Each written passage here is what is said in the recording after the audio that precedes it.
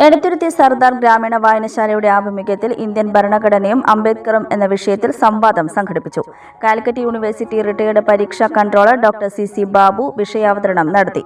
അംബേദ്കർ അംബേദ്കർ അംബേദ്കർ എന്ന് 100 പ്രാവശ്യം ഉരുവിട്ട് നടക്കുന്നതിന് പകരം ദൈവമേ ദൈവമേ എന്ന് ഉരുവിട്ട് നടന്നാൽ 7 പ്രാവശ്യം മോക്ഷം ലഭ്യമാകും എന്നാണ്. ഇത് ഗോൾവാൾക്കർ സിദ്ധാന്തത്തിന്റെ തുടർച്ചയാണ്. ഇന്ത്യൻ ഭരണഘടനയെയും ഡോക്ടർ അംബേദ്കറെയും പരിഹസിക്കാനും അവമതിക്കാനും കിട്ടുന്ന അവസരങ്ങളൊന്നും തന്നെ സംഘപരിവാർ ശക്തികൾ ഇതുവരെ ഒഴിവാക്കിയിട്ടില്ല എന്ന് നമുക്ക്.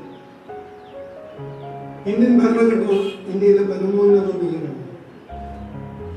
ഇന്ത്യ എന്ന ആശയം രൂപപ്പെട്ടു വരുന്നതിനും ഇന്ത്യ ഒരു മതേതര ജനാധിപത്യ റിപ്പബ്ലിക്കായി രൂപം കൊടുക്കുന്നതിനും ഇന്ത്യൻ ഭരണഘടന നിർണായകമായ പങ്കാണ് വഹിച്ചത്.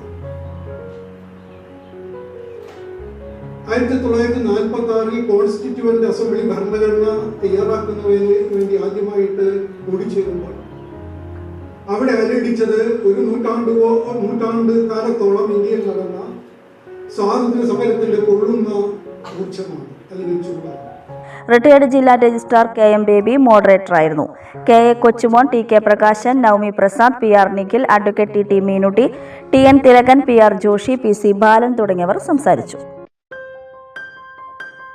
ആഘോഷവേളകളിൽ സ്വർണ്ണ തിളക്കത്തിന്റെ സ്പർശമായി മുഗൾ ജ്വല്ലറി.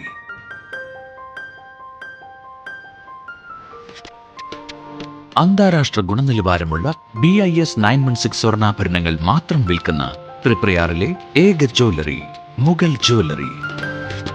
ഏറ്റവും പുതിയ മോഡലുകൾ, ഏറ്റവും കൂടുതൽ സ്റ്റോക്ക്, ഏറ്റവും കുറഞ്ഞ പണിക്കൂലി. വിവാഹ പാർട്ടികൾക്ക് ഹോൾസെയിൽ വിലയിൽ സ്വർണ്ണാഭരണങ്ങൾ നൽകുന്നു. കേരള, കൽക്കട്ട, സിംഗപ്പൂർ, അറേബ്യ തുടങ്ങി ലോകോത്തര ഡിസൈനുകളുടെ വൈവിധ്യമാർന്ന സമന്വയം. സ്വർണ്ണ സൗന്ദര്യത്തിന്റെ രാജചിഹ്നം Mughal jewellery, NH17 road, Triprayar.